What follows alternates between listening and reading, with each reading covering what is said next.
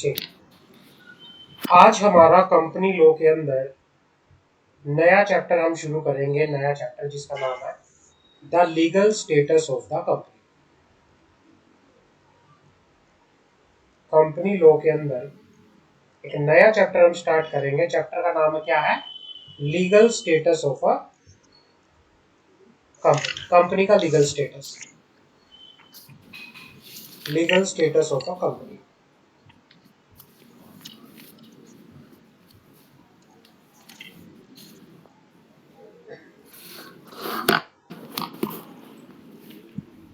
हाँ, हमने पढ़ा था कंपनी दो वर्ड से मिलके बना हुआ है नाम। जो ये कंपनी नाम है ये दो वर्ड से मिलके बना हुआ है। दो लेटिन वर्ड है। लेटिन वर्ड कौन से हैं? पहला लेटिन वर्ड है कम और दूसरा लेटिन वर्ड है पनिस। जी सर। कंपनीज। कम का मतलब होता है टुगेदर, विद, टुगेदर। और पनिस का मतलब होता है ब्रेड, ब्रेड या फिर डिनर। पुराने टाइम के अंदर, अगर मैं बहुत पुराने टाइम में बात करूं, आज से पुराने टाइम जैसे 100 साल पहले, 150 साल पहले, पुराने टाइम में जो ये लैटिन भाषा में कंपनी वर्ड हुआ करता था, इसका मतलब होता था कि जब लोग इकट्ठा होके क्या करते थे? डिनर करते थे। कंपनी का मतलब हुआ करता था हैविंग डिनर टुगेदर। जब लोग एक साथ इकट्ठा होके डिनर करते थे। समझ आ गई मेरी बात? जी सर। तो इसका मतलब तो ये था। तो ये बिजनेस सेंस में कैसे यूज होने लगा? बिजनेस सेंस में ये कैसे यूज होने लगा? तो क्या हुआ, जैसे जैसे अब क्या होता है, कई बार हम लोग आपस में बैठ के खाना खाते हैं, बातचीत हम करते हैं ना। जी सर। चाहे हम घर में हो तो घर की बातें होती है। तो लोगों ने क्या करना शुरू कर दिया? लोगों ने खाने पर मिलना शुरू कर दिया और बिजनेस के मुद्दे डिस्कस करना शुरू कर दिया। धीरे धीरे धीरे धीरे धीरे धीरे ये एक वाइड वाइडर एक बिजनेस का एक वर्ड बन गया। एक बिजनेस की एक एंटिटी बन गई कंपनी। कंपनी कंपनी कंपनी मतलब it is a group of person. Group of person. Business करने के लिए जो ग्रुप ऑफ पर्सन इकट्ठा होके बिजनेस के मैटर डिस्कस करने लगे, तो फिर वो वर्ड वहां से कंपनी निकल के आया। समझ आ गई? क्लियर है? जो ये कंपनी है, कंपनी एक लीगल पर्सन है। कंपनी क्या है? एक लीगल पर्सन है। Legal person. कंपनी की कंपनी की अपनी एक separate legal entity. Separate legal entity. Company की अपनी क्या है? एक सेपरेट लीगल एंटिटी है। तो ये होता है it is created by the law. Company is created by the law. Law के द्वारा इसको क्रिएट किया जाता है। कंपनी के अपने खुद के राइट्स होते हैं, कंपनी की अपनी खुद की लाइबिलिटीज होती हैं। तो ये होता है, अगर आपसे कोई पूछे कंपनी क्या होता है, तो कंपनी का जर्नल मीनिंग जो होता है, कंपनी वर्ड कहां से आया? कंपनी वर्ड लैटिन भाषा से आया। कम और पनिस। कम का मतलब टुगेदर, पनिस का मतलब डिनर करना, bread. Company under the law is a corporate body. Company क्या है? कॉर्पोरेट बॉडी है, एक लीगल पर्सन है जिसका अपना एक स्टेटस होता है, जिसकी अपनी पर्सनैलिटी होती है, जो कि एक डिफरेंट पर्सनैलिटी होती है मेंबर से। मेंबर अलग होते हैं और कंपनी अलग है। Company it is called body corporate. Company एक बॉडी कॉर्पोरेट है क्योंकि person comprising it are into one body. ये क्या है, इसको बॉडी कॉर्पोरेट क्यों बोला जाता है, क्योंकि it is a group of person, group of person इकट्ठा होकर एक बॉडी बनाते हैं जो कि लॉ के द्वारा बनाई जाती है और इसको एक लीगल पर्सनैलिटी मिलती है, तो इसको क्या बोलते हैं, कॉर्पोरेट बॉडी बोलते हैं, कॉर्पोरेट। समझ आ गई, क्लियर है। जी तो सर। ये होता है कंपनी का मीनिंग, कंपनी का जर्नल मीनिंग होता है। अब डेफिनेशन क्या है कंपनी की, कंपनी की जो डेफिनेशन है वो सेक्शन 2 क्लोज 20 में दे रखी है 20। Of the companies act. Same चीज हमने सेटिंग अप ऑफ बिजनेस में भी पढ़ ली है, सेम चीज हम यही पढ़ रहे हाँ हैं, जी। तभी कह रहा हूँ हमारा सेटिंग अप ऑफ जी सर। बिजनेस और हमारा कंपनी लो एक तरह से पैरेलल ही चलेगा। कहीं ना कहीं हमने कुछ ना कुछ पढ़ लिया होगा और बार बार वो रिपीट होके दूसरे में भी मिलेगा। समझेंगे मेरी बात? जी सर। हाँ, तो कंपनी का मतलब क्या है, section 2 close 20, company means a company incorporated under the companies act 2013 और any previous near. Company. Clear है? यस। हाँ जी। हाँ। अगर मैं कॉमन लॉ की बात करूं, कॉमन लॉ में कंपनी क्या है, इन कॉमन लॉ कंपनी क्या है, लीगल पर्सन, कंपनी की एक क्या है, लीगल एंटिटी है, कंपनी की एक सेपरेट लीगल एंटिटी है, सेपरेट सेपरेट लीगल एंटिटी है, जो लीगल एंटिटी जो अलग है किससे, उसके मेंबर से, कंपनी की सेपरेट लीगल एंटिटी है जो एंटिटी उसकी मेंबर से अलग होती है। क्लियर है? कंपनी को इनकॉर्पोरेट किया जाता है एज पर दी लॉ, तो ये क्या है, और इसको डिसोल्व भी, कंपनी को क्रिएट भी लॉ के द्वारा किया जाता है और डिसोल्व, डिसोल्व का मतलब वाइंडिंग अप, इसको वाइंडिंग अप भी लॉ के द्वारा किया जाता है। समझ आ गई, क्लियर है? जी sir.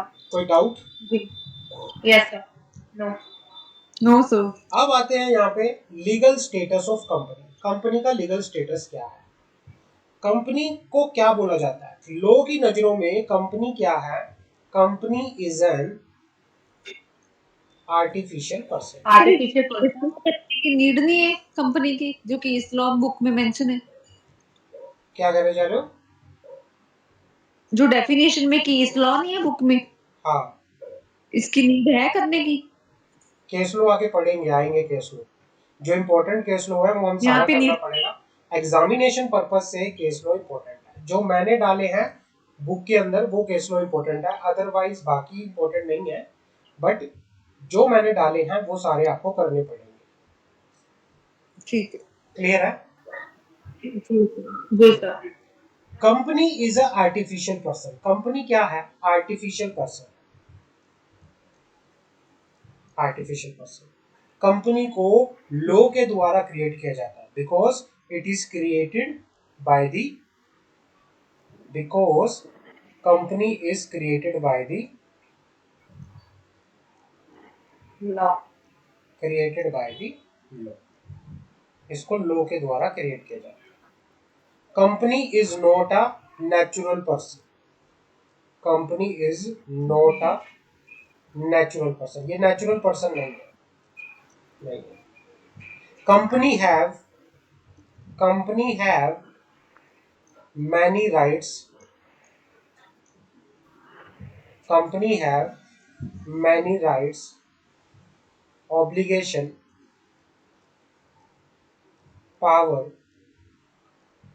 duties as prescribed by the law, as prescribed by the law। तो ये कहना चाह रहा है कि भाई कंपनी एक आर्टिफिशियल पर्सन है, कंपनी को क्रिएटेड किया जाता है बाय द लॉ के द्वारा, कंपनी के अपने कुछ राइट्स, कंपनी के अपने कुछ ऑब्लिगेशन, कंपनी की अपनी कुछ पावर होती है। समझ आ गई, जो उसे किसके द्वारा दी गई है, लॉ के द्वारा दी गई है। लॉ की। क्लियर है? ठीक है सर। तो यहाँ पे क्वेश्चन आता है, क्या कंपनी सिटीजन है या नहीं? सेकंड है कंपनी। सेकंड पॉइंट में क्या है, company is not a. Company is not a natural person, ठीक है। Natural person.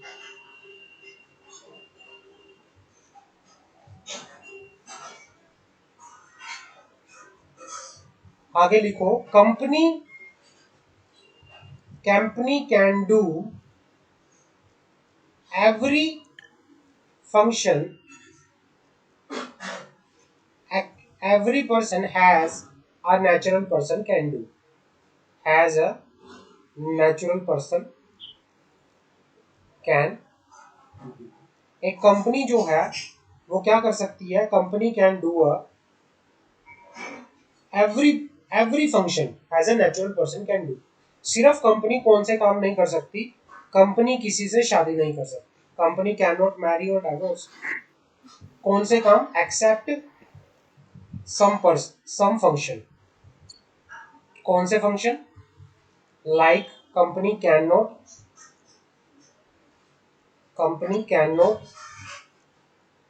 मैरी, कंपनी शादी नहीं कर सकती, कंपनी डाइवोर्स नहीं कर सकती, कंपनी इलेक्शंस के अंदर वोटिंग नहीं कर सकती। अदरवाइज कंपनी बाकी ऑलमोस्ट सारे काम कर सकती है जो एक नेचुरल पर्सन कर सकता है। क्लियर है, समझ आ गई? लीगल स्टेटस ऑफ कंपनी समझ आ गया? यहाँ पे कोई doubt legal status of company के अंदर? जी सर। अच्छा, नो सर। हाँ, अब बात करते हैं कंपनी के कैरेक्टरिस्टिक क्या है, मोस्ट इंपोर्टेंट। एग्जाम के अंदर इनमें से आपको कुछ ना कुछ आएगा, लिख लो, कैरेक्टरिस्टिक मोस्ट इंपोर्टेंट है एग्जामिनेशन के अंदर। कैरेक्टरिस्टिक में से कैरेक्टरिस्टिक ऑफ अ कंपनी, ठीक है, कैरेक्टरिस्टिक्स, ठीक है। कोई भी एक कैरेक्टरिस्टिक आ सकता है जो सारे एक्सप्लेन करने के लिए? एक पूछा जा सकता है, केस लो पूछा जा सकता है, कोई भी किसी में से कुछ भी पूछा जा सकता है। समझ आ गई? तो आपको एक एक चीज ध्यान से सुननी है। क्लॉज है। हाँ, एक एक चीज ध्यान से सुननी है और बड़ा अच्छे से समझना है एक एक चीज को। कंपनी के फीचर्स क्या क्या होते हैं, फीचर कह लो या कैरेक्टरिस्टिक कह लो। ट्रेड्स। पहला कैरेक्टरिस्टिक होता है कॉर्पोरेट पर्सनालिटी। इसका कोई बता सकता है मुझे कुछ? कि कंपनी की personality persons and share holders से क्या है, डिफरेंट होती है, अपनी एक पर्सनैलिटी। कंपनी की एक अपनी खुद की पर्सनालिटी होती है, कंपनी की एक सेपरेट लीगल एंटिटी होती है, दूसरा फीचर क्या है, परपेचुअल सक्सेशन, मतलब हमेशा चलती रहती है, कोई मरे जिए। हाँ, परपेचुअल सक्सेशन मतलब कि कंपनी जो है ऑलवेज चलती रहेगी, कंपनी की लाइफ जो है उसकी मेंबर की लाइफ पे डिपेंड नहीं रहेगी। कंपनी की जो लाइफ है वो इनफाइनाइट है, कंपनी की जो लाइफ है वो क्या है, इनफाइनाइट। क्लियर है?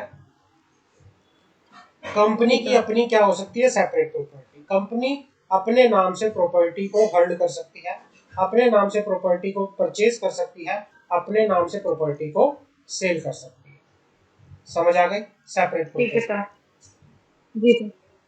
ट्रांसफरेबिलिटी ऑफ शेयर्स, कंपनी के शेयर्स, कंपनी के जो मालिक है, शेयर होल्डर है, वो अपने शेयर्स को किसी दूसरे पर्सन को क्या कर सकते हैं, ट्रांसफर कर सकते हैं। कंपनी के शेयर फ्रीली ट्रांसफर कर सकते हैं। Transferability of share. Private company में नहीं ना कर सकते? हाँ, प्राइवेट कंपनी में नहीं कर सकते। ऐसा नहीं है कि वहां पे कर नहीं सकते, वहां पे रिस्ट्रिक्शंस होती है, प्रोहिबिशन नहीं होती, रिस्ट्रिक्शंस होती है। कंपनी, प्राइवेट कंपनी के शेयर होल्डर, अगर प्राइवेट कंपनी के शेयर होल्डर को अपने शेयर ट्रांसफर करने हैं तो उसे पहले अपने कंपनी के किसी एग्जिस्टिंग शेयर होल्डर को ऑफर करना पड़ेगा कि मैं शेयर बेचना चाहता हूँ, आप इंटरेस्टेड हो शेयर लेने में? पहले उसको कंपनी को इन्फॉर्म करना पड़ेगा अपने शेयर्स के बारे में। लेकिन पब्लिक कंपनी में ऐसा नहीं है, पब्लिक कंपनी में पर्सन फ्रीली वो है, फ्री है कि वो किसी को भी ट्रांसफर कर सकता है। क्लियर है? ठीक। और लास्ट पॉइंट है हमारे पास, capacity to sue and be sued. इसका मतलब क्या हुआ, बताओगे? कि कंपनी केस हो सकता है, कंपनी भी केस कर सकती है किसी भी पर्सन के ऊपर। Capacity to sue and be sued का मतलब होता है कंपनी अपने नाम से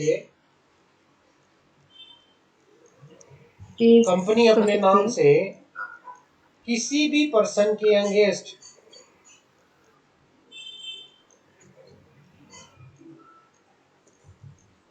केस फाइल कर सकती है। यस। समझ आ गई? जी सर। या कोई भी पर्सन या कोई भी पर्सन कंपनी पर केस कर सकता है। तो ये होते हैं फीचर। समझ आ गई? अब एक एक फीचर को, ये फीचर कैसे बने, जो ये फीचर बने हैं ना, ये फीचर ऐसे ही नहीं बन गए, ये फीचर बने हैं प्रैक्टिकल केस के बेसिस पे। कोई केस हुआ था फ्यूचर पास्ट के अंदर, कोई केस हुए जिसकी वजह से कोर्ट ने डिसीजन दिया और उसकी वजह से ये फीचर बने। सबसे पहला हम उठाते हैं corporate personality. Corporate personality company की अपनी क्या होती है, कॉर्पोरेट पर्सनैलिटी होती है। बात करते हैं चलो। It bear it is own name and act there under. Company का अपना खुद का क्या होता है, नाम होता है। कंपनी खुद के नाम से क्या कर सकती है, काम कर सकती है। It is assets are separated and different from those of member. Company की जो एसेट्स होती है, कंपनी की प्रॉपर्टी, कंपनी की लैंड, जो भी है कंपनी की एसेट उसके मेंबर से अलग होती है। कंपनी जो है it is different person from the member composite. मतलब कंपनी के मेंबर, कंपनी और कंपनी के मेंबर क्या होते हैं, डिफरेंट होते हैं। It can incur debt, borrow money, have a bank account, employ people, enter into contract and can sue and be sue. Company क्या कर सकती है, डेट ले सकती है, पैसा बोरो कर सकती है, अपना खुद का बैंक अकाउंट ओपन कर सकती है। कंपनी अपने नाम से अपने अंडर एम्प्लॉय को रख सकती है, किसी के साथ कॉन्ट्रैक्ट कर सकती है, किसी के खिलाफ केस कर सकती है। और कंपनी की अपनी क्या होती है, it is capable of owning property. Company अपने नाम से प्रॉपर्टी को होल्ड कर सकती है, ओन कर सकती है। प्रॉपर्टी की खुद की अपनी प्रॉपर्टी हो सकती है, कंपनी की खुद की अपनी क्या हो सकती है, प्रॉपर्टी हो सकती है। समझ आ गया? कॉर्पोरेट कॉर्पोरेट पर्सनालिटी की वैसे समझ आ गई क्या होती है कॉर्पोरेट पर्सनालिटी? अब बात करते हैं केस लॉ की। मोस्ट इंपोर्टेंट लिख लो, most important for the purpose of exam. Most important for the purpose of exam. Case law का नाम है the case of Salomon versus Salomon and company limited. Sir इसको तो हमने किया था। हाँ, सोलोमन, इसको हमने किया था ना, सुलेमोन और इस सुलेमोन केस को को। मुझे याद नहीं है, कहीं हाँ और जी।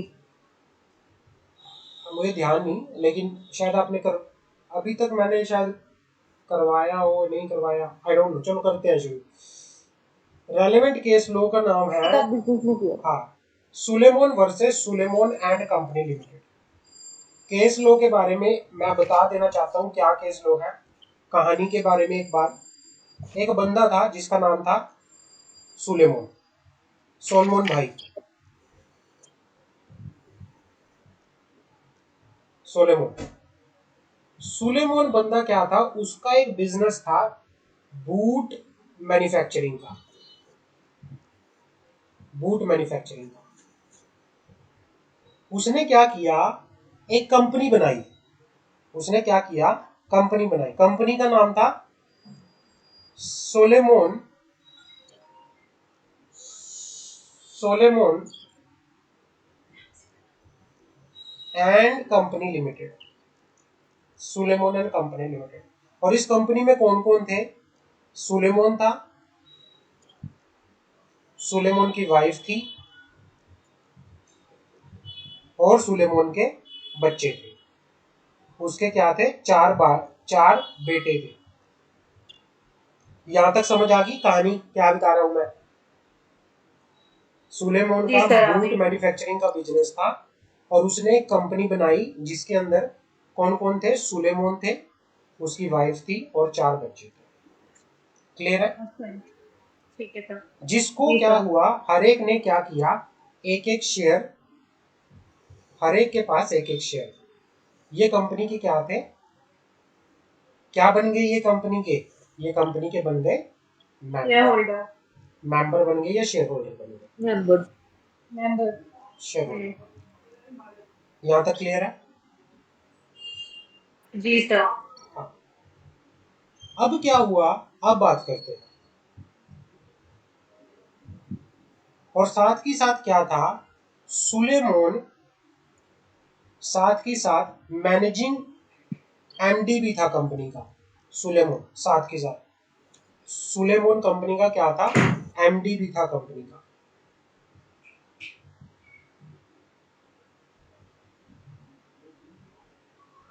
फिर क्या हुआ उसके बाद,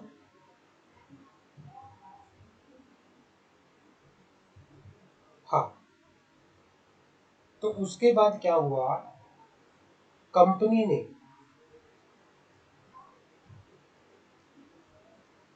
ने डिबेंचर इशू किया।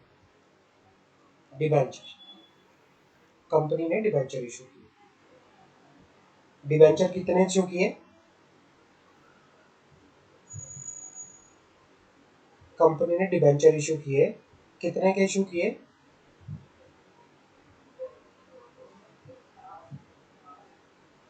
इतने रुपए के डिबेंचर इशू किए, सिक्योर्ड डिबेंचर, सिक्योर्ड डिबेंचर्स।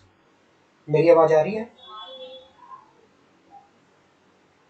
जी सर आ रही है। हाँ, कंपनी ने क्या किया, सिक्योर्ड डिबेंचर इशू किए, जिसके बदले में क्या हुआ, सुलेमान ने भी क्या किया, कंपनी के डिबेंचर परचेज कर लिए। सुलेमान ने भी क्या किया, कंपनी के डिबेंचर परचेज कर लिए। तो डिबेंचर क्या होता है? तो डिबेंचर तो डेट होता है, डेट। डिबेंचर क्या होते हैं? डिबेंचर डेट होते हैं ना। अब जब डिबेंचर डेट होते हैं तो सुलेमान कंपनी का सिक्योर्ड क्रेडिटर भी बन गए। सिक्योर्ड क्रेडिटर, ध्यान से सुनना मेरी बात। एक सुलेमान था, सुलेमान ने एक बिजनेस शुरू किया बूट मैन्युफैक्चरिंग का, और उसने क्या किया, एक कंपनी बना ली। कंपनी का नाम बताओगी मुझे? Salomon company limited. हाँ, और उसके अंदर सुलेमान, उसकी वाइफ और 4 बच्चे शेयर होल्डर बन गए। यहाँ तक समझ आ गए? जी सर आ गया। हाँ, उसके बाद क्या हुआ, उसके बाद सुलेमान ये सारे मेंबर बन गए। बाद में कंपनी ने क्या किया, डिबेंचर इशू किए, और इन डिबेंचर्स में से कुछ डिबेंचर किसने परचेज कर दिए? सुलेमान ने। तो सुलेमान क्या बन गया, डिबेंचर होल्डर बन गया, जिससे सुलेमान कंपनी का सिक्योर्ड क्रेडिटर भी था। सिक्योर्ड क्रेडिटर था, सिक्योर्ड क्रेडिटर। अब क्या हुआ, अब बात करते हैं। अब क्या हुआ, सुलेमान ने क्या किया, अपना बिजनेस, सुलेमान ने अपना बिजनेस सेल, अपना बिजनेस क्या कर दिया, सेल कर दिया सुलेमान ने। कंपनी जो है वो लॉसेस में जाने लगी थी, जिसकी वजह से सुलेमान ने अपना बिजनेस सेल कर दिया। अब जब सेल होता है बिजनेस, वाइंडिंग अप का प्रोसीजर शुरू होता है, तो मान लो कंपनी वाइंडिंग अप में जा रही है, हाँ, तो सबसे पहले पैसा किसको दिया जाएगा? क्रेडिटर्स। सबसे पहले पैसा दिया जाएगा क्रेडिटर्स, फिर उसके बाद जो भी शेयर होल्डर आएंगे सब। लेकिन जब पैसे का, जब कंपनी कंपनी पैसा बांट रही थी, कंपनी पैसा क्या कर रही थी, बांट रही थी, तो लाइन में सबसे पहले कौन खड़ा था? सुलेमान खड़ा था। सुलेमान सुलेमान खड़ा था। पीछे लोग खड़े थे, पीछे और लोग खड़े थे, फिर इनकी वाइफ खड़े होंगे लाइन में। इन लोगों ने क्या कहा कि भाई ये सुलेमान तो कंपनी का खुद का मालिक है, इसी ने ही तो पैसा ले रखा है, और ये तो ये काम हो रहा, अपनी जेब से पैसा निकाल के दूसरी जेब में डाल रहा है, ये कह रहे हैं। ये जो पीछे बंदे खड़े थे, इन्होंने क्या किया, इन्होंने बोला कि ये जो सुलेमान है ये तो खुद ही इसकी कंपनी है, पैसा तो इसी को देना है, और ये क्या कर रहा है, पैसा ना देके खुद ही पहली लाइन में खड़ा हुआ है और एक जेब से पैसा निकाल के दूसरी जेब में डाल रहा है। इन लोगों ने ये बोला। तो इस केस में कोर्ट ने बोला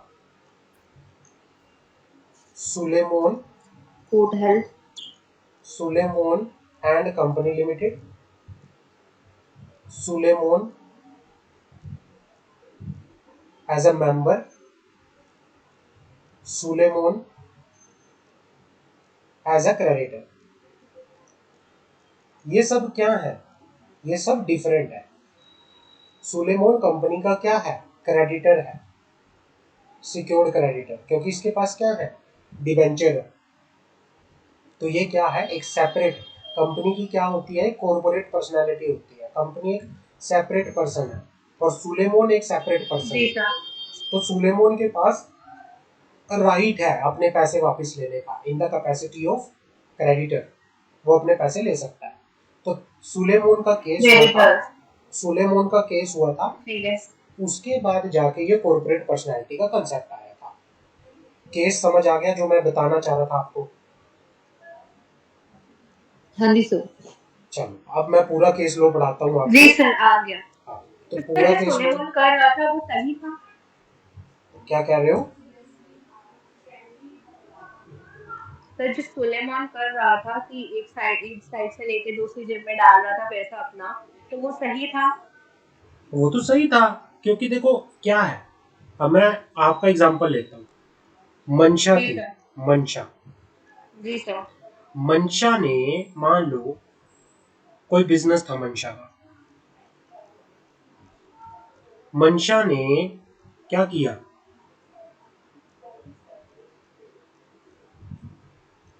अपने पेरेंट्स के साथ, सिबलिंग के साथ मिलके बिजनेस शुरू किया, जिसमें मंशा के पास एक शेयर, इसकी मम्मी के पास भी एक शेयर, पापा के पास एक शेयर और सिबलिंग के पास भी एक एक शेयर आया। अब ये सब क्या बन गए, ये मेंबर बन गए। ठीक है सर। कंपनी बना ली, मेंबर बन गए, शेयर होल्डर मेंबर बन गए। मेंबर बन गए, ये बन गया शेयर होल्डर। कंपनीज एक्ट क्या कहता है, कंपनी, मान लो मंशा एंड कंपनी लिमिटेड आपने बना ली, मंशा एंड कंपनी लिमिटेड। जी सर। मंशा और कंपनी जो है वो अलग कंपनी बन गई। अब लो कहता है जो मंशा एंड कंपनी है और मंशा है, दोनों कौन है, अलग है। समझ आ गई मेरी बात? क्लियर है यहाँ तक?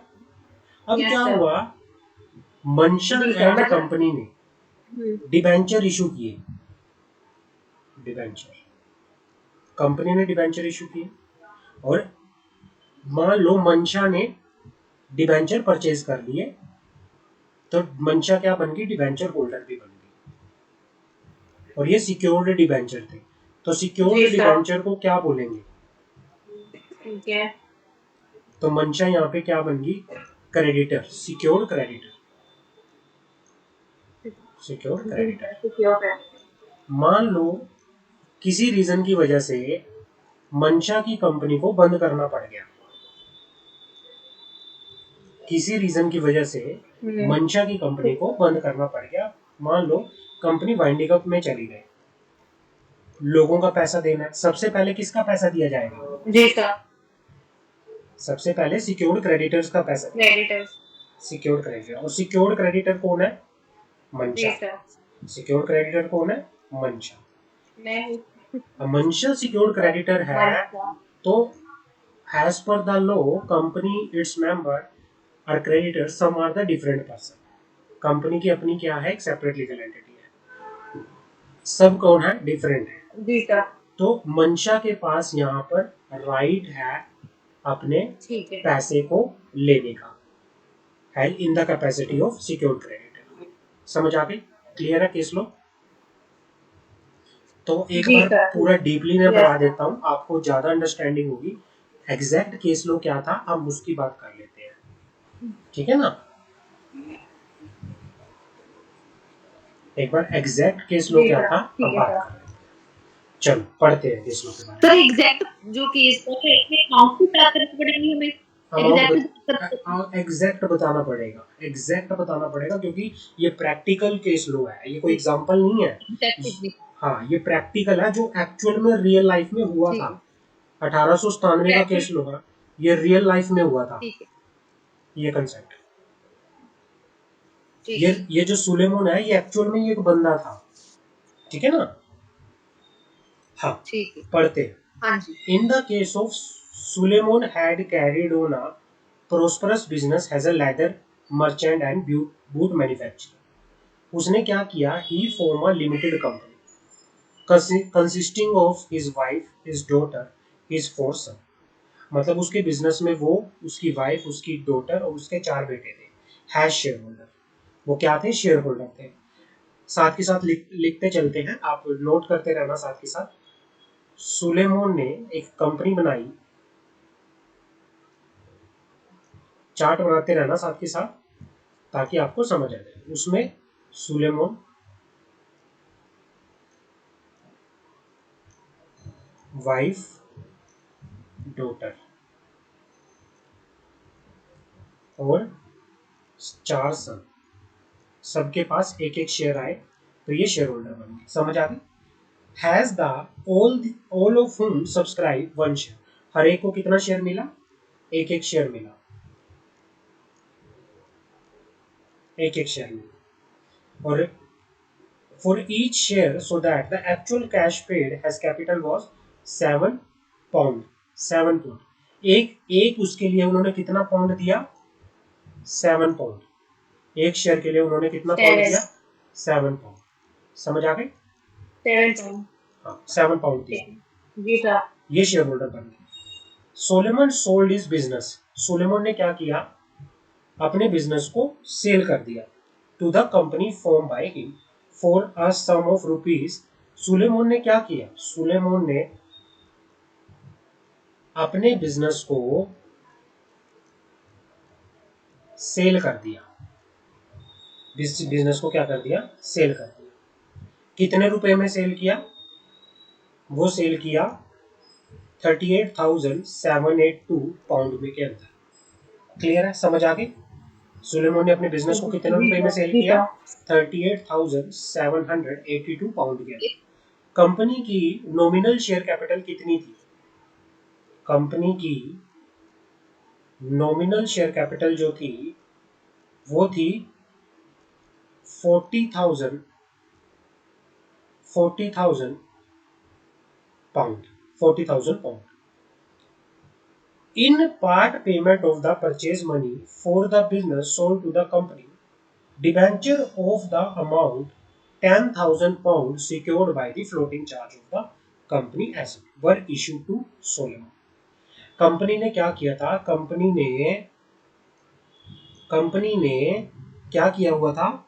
10,000 पाउंड के सिक्योर्ड क्रेडिटर किसको इशू किए गए थे? 10,000 पाउंड के सिक्योर्ड क्रेडिटर किसको इशू किए गए थे? सैलमन को। सोलेमन को इशू किए गए। Who also applied for and received an allotment of 20,000, received an allotment for and 20,000। हाँ, उसको क्या मिला? Who applied for and received an allotment of, who also applied for and received an allotment of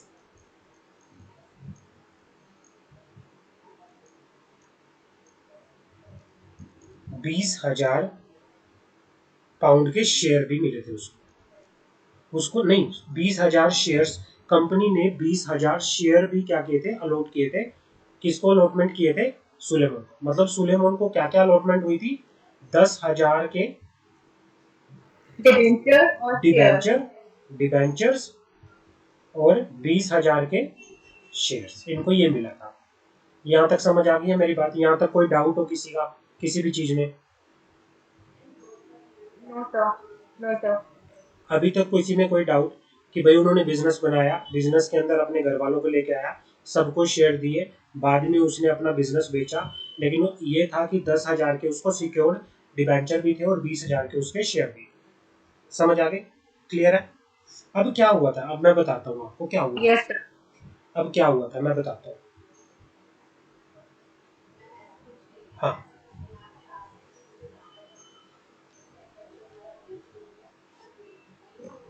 the remaining amount of, हाँ,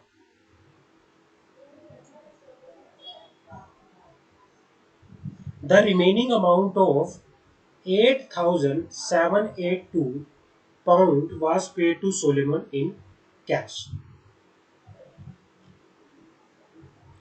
Solomon was the managing director and two of his sons were other director. Solomon क्या था? Managing director था company का और उसके जो दो बेटे थे वो कंपनी के अंदर डायरेक्टर थे। The company soon ran into difficulty, company क्या हुआ? डिफिकल्टी के अंदर चली गई। And the debenture holder appointed a receiver, debenture holder ने क्या किया? कंपनी जब डिफिकल्टी में चली गई तो वाइंडिंग अप में चली गई कंपनी, वाइंडिंग अप जब होता है तो ऑफिशियल रिसीवर अपॉइंट हो जाता है। कंपनी के क्रेडिटर्स ने ऑफिशियल रिसीवर को अपॉइंट कर लिया, ऑफिशियल रिसीवर अपॉइंट कर लिया, कंपनी लिक्विडेशन में चली गई। The total asset of the company amounted to 6,050 pound. कंपनी की जो टोटल एसेट थी वो कितने की थी? कितने पाउंड की थी? 6,050 पाउंड। और कंपनी की टोटल लाइबिलिटी कितने की थी? कंपनी की टोटल लाइबिलिटी जो थी वो 10,000 पाउंड की थी, 10,000 पाउंड की। और 8,000 पाउंड के सिक्योर्ड क्रेडिटर थे। 10,000 पाउंड के तो सिक्योर्ड क्रेडिटर के थे और 8,000 पाउंड के अनसिक्योर्ड क्रेडिटर थे।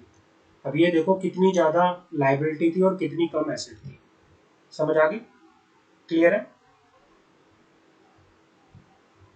यहाँ तक कोई डाउट है कि कंपनी का? पहले तो यहाँ तक समझ आ गई कि किस किस को कितना मिला था सारे का सारा। उसके बाद क्या हुआ कि कंपनी लिक्विडेशन के अंदर चली गई। यहाँ तक किसी का डाउट है अभी तक? सिमरन एंड मंशा? नहीं सर। हाँ, सिमरन, नो सर। समीक्षा,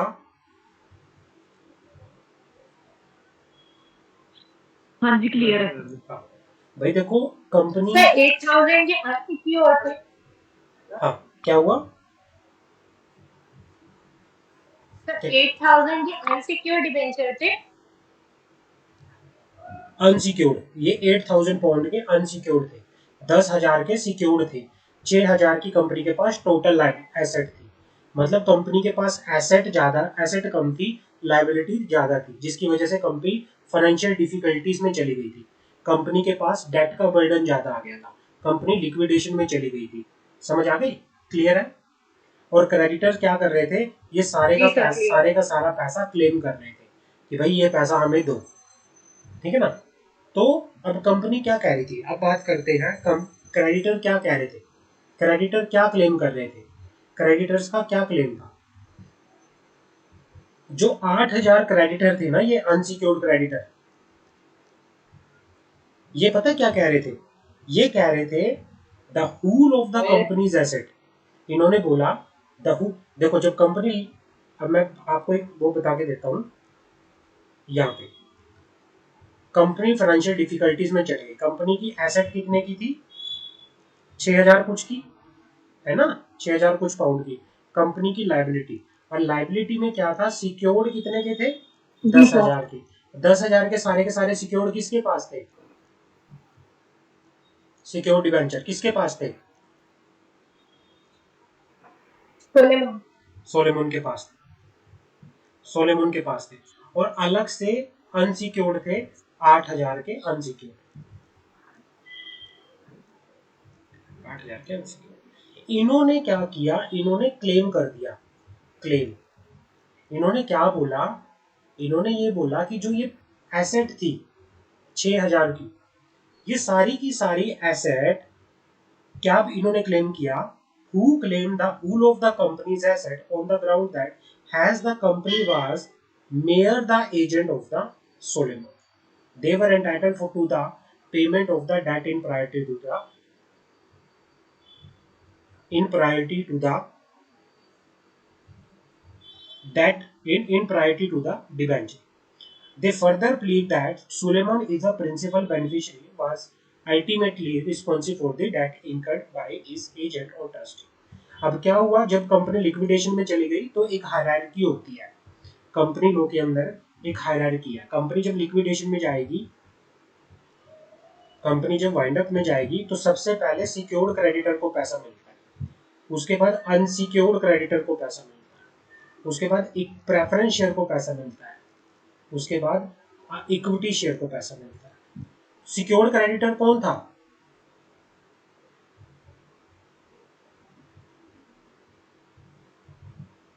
सर सोलेमन था सिक्योर सोलेमन क्रेडिटर। था, सोलेमन था। और जो ये अनसिक्योर्ड थे, अनसिक्योर्ड कितने के थे क्रेडिटर, कितने पाउंड के थे, 8,000। 8,000। इन अनसिक्योर्ड क्रेडिटर ने क्लेम कर दिया कोर्ट के अंदर, इन्होंने बोला कि सर जो ये बंदा सुलेमान है ना, और इसकी कंपनी इसकी खुद की है, ये तो कंपनी सिर्फ इसके एजेंट की तरह काम करती है, ये बंदा ही खुद पैसे आगे लेने में खड़ा है, और जबकि इसी की कंपनी है, इसी ने ही पैसा ले रखा है। सर ये तो पहले हमें पैसा मिलना चाहिए, ये सिर्फ गलत है, ये आगे क्यों खड़ा है, इसको इसको पैसा नहीं मिलना चाहिए, ये तो कंपनी इसी की कंपनी है, एजेंट की तरह ये काम करती है इसके। तो कोर्ट ने क्या बोला, पूरा केस लो समझ आ गया मैं क्या समझाना चाह रहा था आपको? जी आगे। जी सर। तो कोर्ट ने बोला, कोर्ट ने क्या कहा, company is a different person altogether from the subscriber of the memorandum. Company जो है सब्सक्राइबर ऑफ द मेमोरेंडम का मतलब होता है first share holder of the company, first member. Company एक डिफरेंट पर्सन है उसके मेंबर से, उसके शेयर होल्डर से। And through it may be that after the incorporation the business is precisely has the same as before, the same person are the manager and the same hand receive the profit, the company is not in law their agent or trustee। Company क्या है, एक separate legal person है, company के share holder अलग है, company अपने share holder के लिए किसी भी तरह से कोई ना तो ट्रस्टी है ना ही एजेंट है। तो यहाँ पे जो क्लेम कर रहा था सुलेमान, सुलेमान किस चीज का क्लेम कर रहा था, वो क्लेम क्या है, जो Salomon has a secured creditor, वो पेमेंट के लिए आगे खड़ा था, तो वो क्या है, वो वैलिड है, यहाँ पे उसको इलीगल नहीं बोला जाएगा। जस्ट बिकॉज ऑफ दैट यहाँ पे सेपरेट कॉर्पोरेट एंटिटी का, कॉर्पोरेट पर्सनैलिटी का क्या है, फीचर। समझ आ गई मेरी बात? कोई डाउट यहाँ तक? सुलेमान और सुलेमान का केस, जिसको कोई डाउट हो मुझसे पूछो, सुलेमान वर्सेस सुलेमान का केस।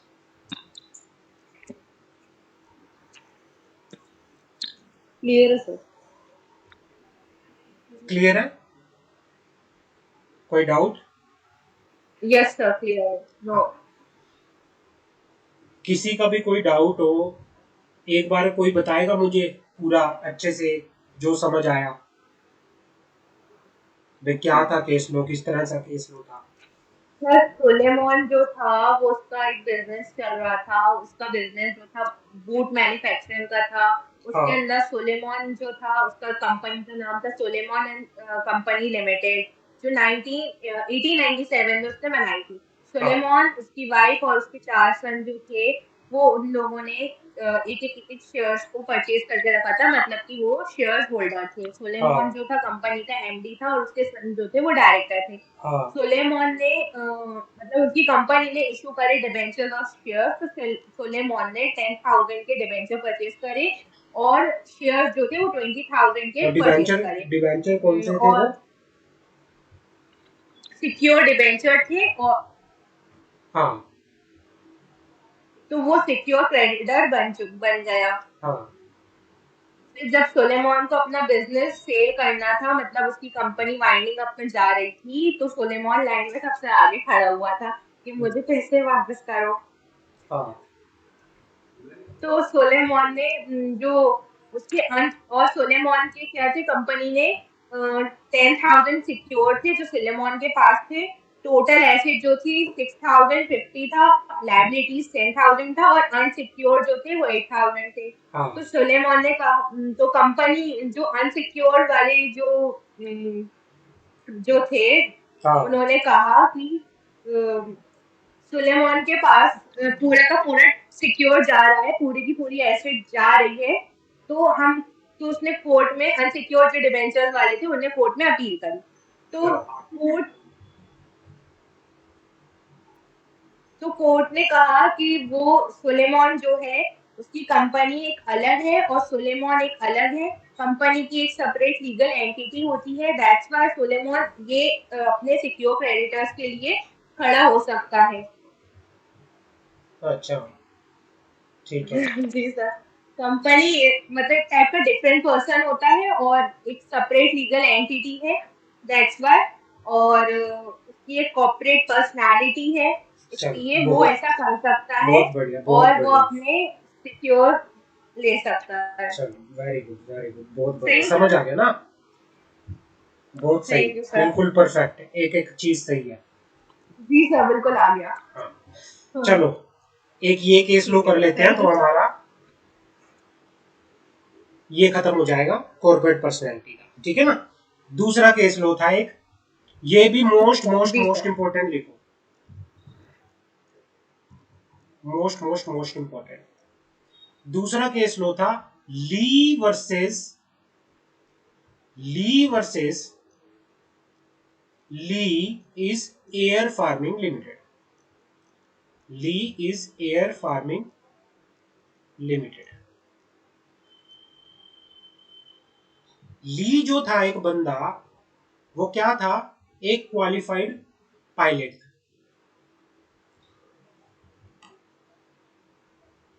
ली जो था एक क्वालिफाइड पायलट था और अपनी एक कंपनी के अंदर शेयर होल्डर भी था। एक कंपनी, जिस कंपनी में वो वर्किंग था उस कंपनी के अंदर वो शेयर होल्डर भी था। समझ आ गई मेरी बात यहां तक।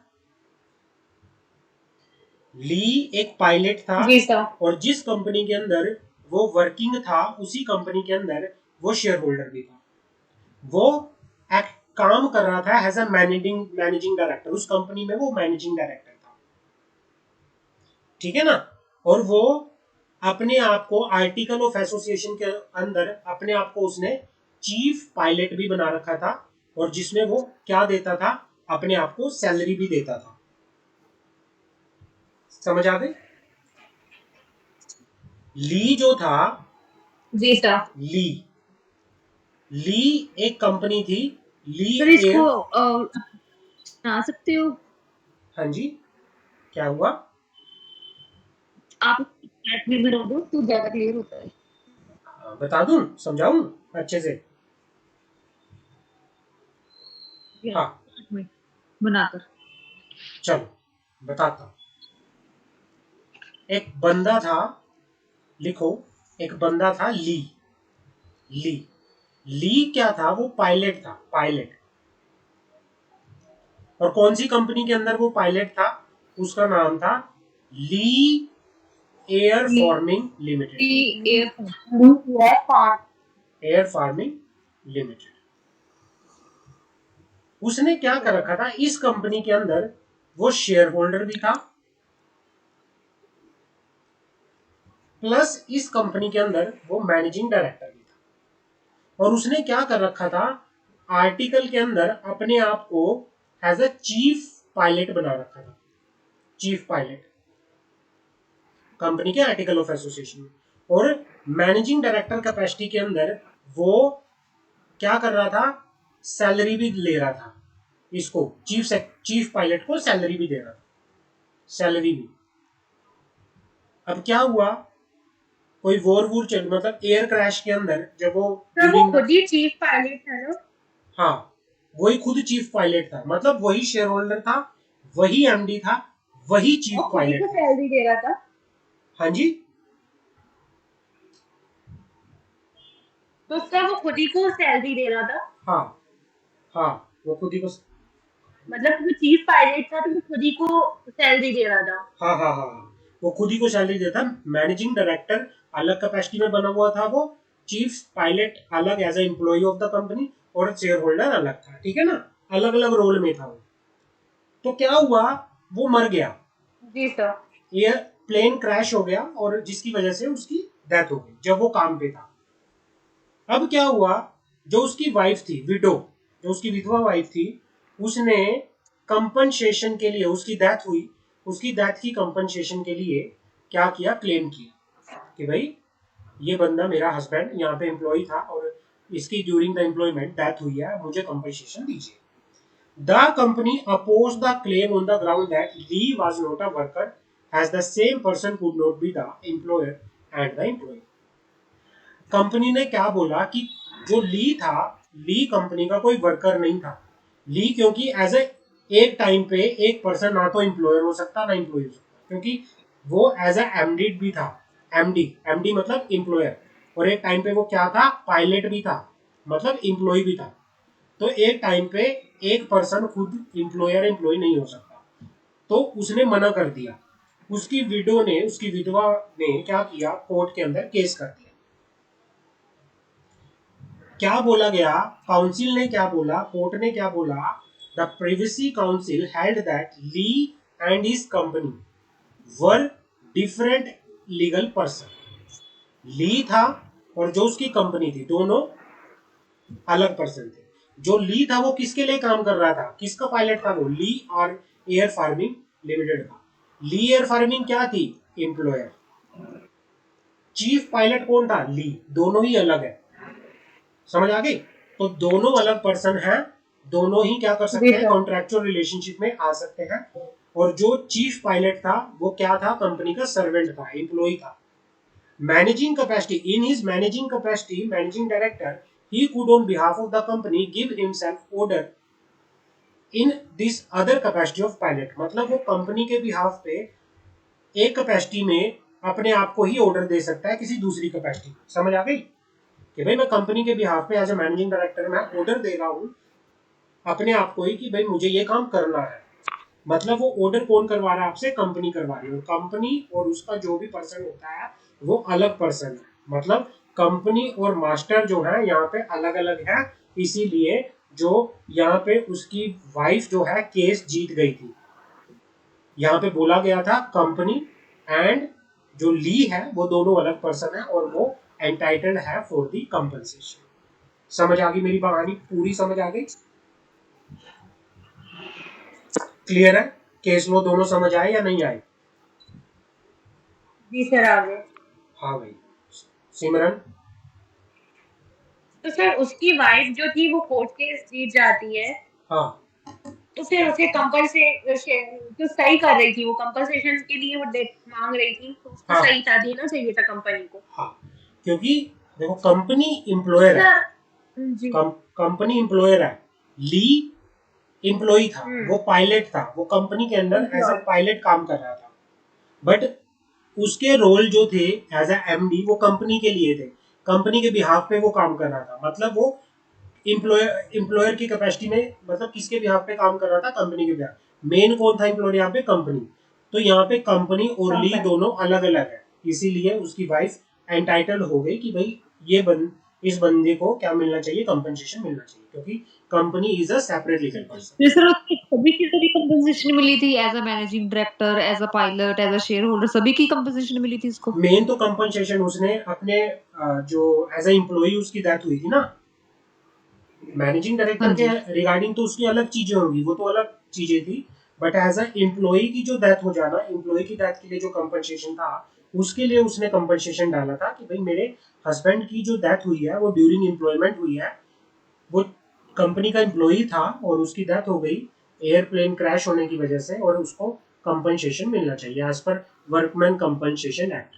के तहत उसको क्या मिलना चाहिए, कंपनसेशन मिलना चाहिए। तो उस वजह से उसने कंपनसेशन डाला था, और वो जो बाद में जीत भी गई उसको कंपनसेशन में मिला। किस बेसिस पे कि कंपनी और उसके जो एम्प्लॉई हैं, कंपनी की अपनी पर्सनैलिटी है और जो दूसरे पर्सन है उनकी अपनी पर्सनैलिटी है। चाहे वो कंपनी का एमडी हो, चाहे वो कंपनी का शेयर होल्डर हो, चाहे वो कंपनी का, सबके रोल अलग अलग कैपेसिटी के हैं। समझ आ गई मेरी बात? इन केस वो क्या है, इन केस अगर हम अज्यूम करें वो वर्कर ना होता, सिर्फ एमडी ही होता, फिर उसको क्लेम मिलता? हाँ, क्लेम क्यों नहीं मिलता है? आप पढ़ोगे, आप अगर किसी ऐसे on the spot managing director कौन होता है कि भाई बेसिकली जो मैनेज करता है, जिसके पास मैनेजिंग कैपेसिटी भी होती है, एम्प्लॉय भी हो सकता है वो कंपनी का, एज एमडी एम्प्लॉय भी हो सकता है कंपनी का, या फिर वो प्रॉपरली उसको भी, उसके भी कंपनी ने कंपनसेशन उसका के अलग क्लेम से रिजेक्ट प्रोविजन क्यों है। किया था? हाँ जी, कंपनी ने उसका क्लेम, जब उसकी वाइफ ने हाँ जी। क्लेम किया था तो कंपनी ने रिजेक्ट क्यों किया था? वो तो देना कंपनी ही चाहिए देखो, था। कंपनी तो इसलिए रिजेक्ट कर दिया क्योंकि उस टाइम, अब हो सकता है कंपनी के पास इतनी नॉलेज ना हो, कंपनी ने शायद इसलिए रिजेक्ट कर दिया होगा कि भाई, क्योंकि उनको क्या था, उनको तो पैसा देना पड़ रहा था ना भारी।